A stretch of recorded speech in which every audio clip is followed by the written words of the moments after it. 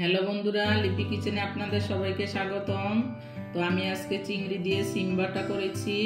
আপনারা পুরো ভিডিওটা দেখবেন, এভাবে রান্না করে খাবেন। যদি ভালো লাগে আমার চ্যানেলটি সাবস্ক্রাইব করবেন, শেয়ার করবেন এবং কমেন্টে জানাবেন কেমন হয়েছে। আমি এখানে সিম নিয়েছি 500 গ্রাম। সিমটা ভালো করে ধুয়ে নিয়েছি, দুই পাশ কেটে পরিষ্কার করে। এই আঁশ থাকে এখানে, আঁশগুলো কেটে পরিষ্কার করে ধুয়ে নিয়েছি। এখন এটা একটু ভাপিয়ে নেব। দিয়েছি, গ্যাসটা ধরিয়ে দিলাম। এই যে এখানে 500 মতো জল দিয়েছি। এখন সিমগুলো দিয়ে দেব।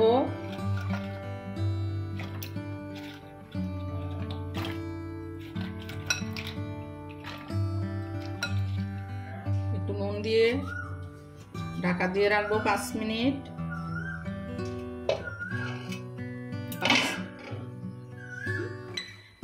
ঢাকা দিয়ে রাখবো। এখানে 200 গ্রাম চিংড়ি মাছ নিয়েছি। চিংড়ি মাছটা ভালো করে ধুয়ে নিয়েছি গরম জল দিয়ে কেটে। এখন আমি এটা একটু পেস্ট করে নেব মিক্সারে। লঙ্কা দিয়ে দেব, ঝালটা নিজেদের পরিমাণ মতো দেওয়া যায়। অল্প একটু জল দেব, পেস্ট করে নেব। এই যে 5 মিনিট হয়ে গেছে, সিমটা সিদ্ধ হয়ে গেছে। এখন নামিয়ে নেব। যে নরম হয়ে গেছে, এখন নামিয়ে নেব। এই যে নামিয়ে নিয়েছি, এখন ঠান্ডা হওয়া অবধি অপেক্ষা করব। এই যে সিমটা ঠান্ডা হয়ে গেছে, আমি এখন মিক্সার বাটিতে দিয়ে দেব, পেস্ট করে নেব। এই যে সিমটা পেস্ট হয়ে গেছে, এরকম পুরো পেস্ট করিনি, একটু হালকা হালকা ভাঙ্গা ভাঙ্গা এরকম করেছি। এখানে আমি পরিমাণ মতো তেল দিয়ে দিয়েছি, সরষের তেল। শুকনো লঙ্কা ভেঙে দেব। একটু কালো জিরে ফোড়ন দেব।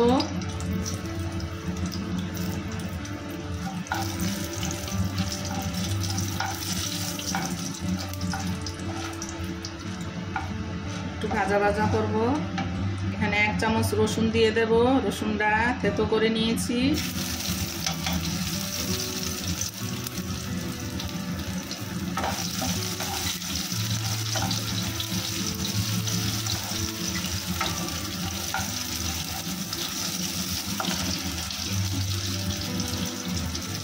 এক চামচ আদা বাটা দিয়ে দেব।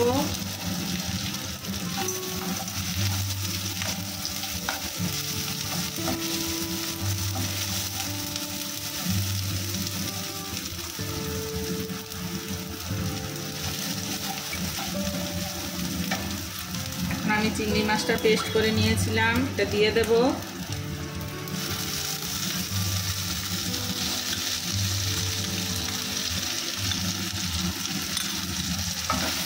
ভাজা ভাজা করে নেব।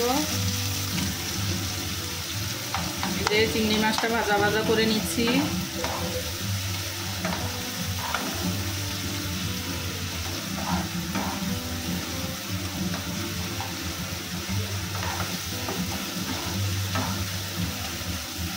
হয়ে গেছে চিংড়ি মাছটা। এখন আমি পেস্ট করে রেখেছিলাম সিমটা দিয়ে দেব।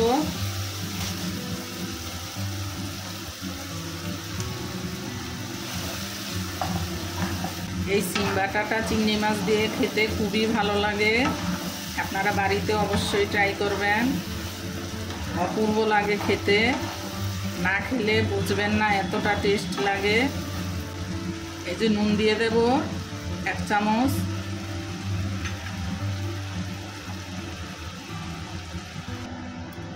হলুদ দিয়ে দেব পরিমাণ মতো অল্প।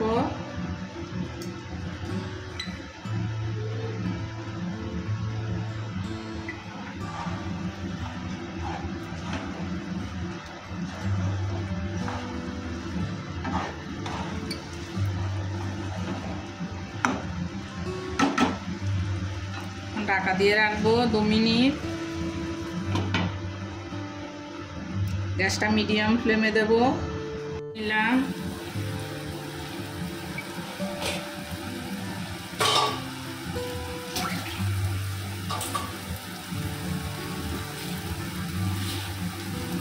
এখন পরিমাণ মতো 1 চামচ চিনি দিয়ে দেব। নুনটা নিজেদের স্বাদ মতো দেবেন। একটু টানিয়ে নেব।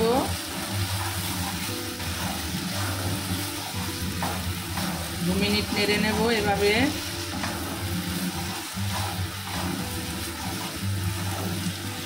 শুকিয়ে গেছে, টেনে গেছে।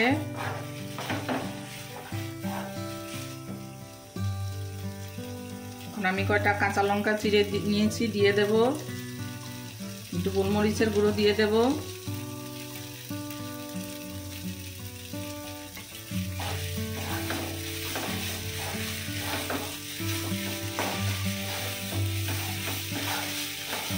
এই যে তেলটা ছেড়ে দিয়েছে।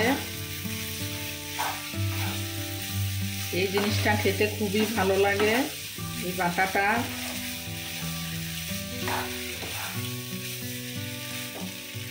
লাস্টে একটু ধনেপাতা দেব, কেটে নিয়েছি।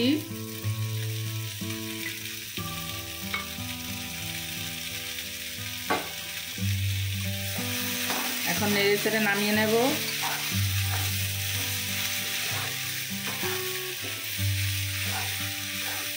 পুরা আমার চিংড়ি মাছ দিয়ে চিম বাটাটা রেডি হয়ে গেছে।